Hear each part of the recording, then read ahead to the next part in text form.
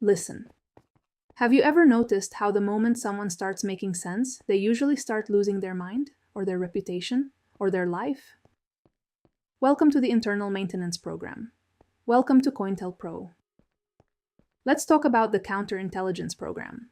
From 1956 to 1971, the FBI wasn't just catching criminals. They were playing God with the social contract. It wasn't about law, it was about stability. Specifically, the kind that requires everyone to stay in their assigned lane. The goal? To expose, disrupt, misdirect, or otherwise neutralize any group deemed a threat to the established order. The agency didn't just observe, they sabotaged. They actively infiltrated political movements to destroy them from the inside. They sent forged letters to the wives of activists specifically to trigger divorces and collapse their families. They fabricated evidence and sent anonymous tips to local police to ensure members were arrested in violent middle-of-the-night raids. They embedded undercover informants whose sole directive was to push peaceful groups toward illegal, self-destructive violence so the state would have a legal excuse to crush them. Did you know they targeted Martin Luther King Jr. with a suicide letter? The agency sent him a tape of his private indiscretions along with a note telling him there was only one way out. They weren't interested in justice. They were interested in a vacancy. It's just math, really. Societal entropy. If a movement gains too much momentum, the friction threatens the architecture. So you introduce a decay variable. You turn the leaders against each other. You flood the group with paranoia until they start fighting each other. The purpose of this program is to prevent the rise of a messiah who could unify and electrify.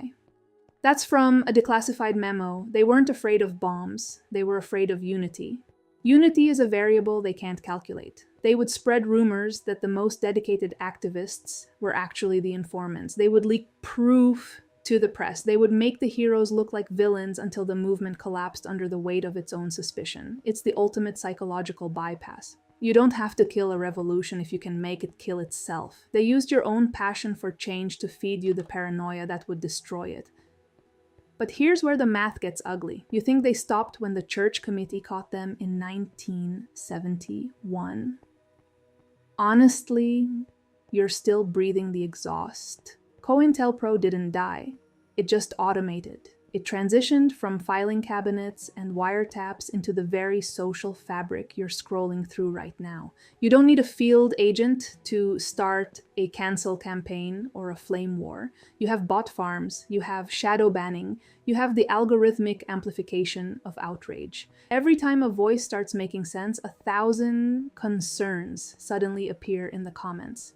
Is that organic disagreement, or is it just the 2026 version of a forged letter designed to keep you small, divided, and predictable? It's the perfect maintenance cycle, a reality where any threat to the architecture is neutralized by the very people it's trying to save.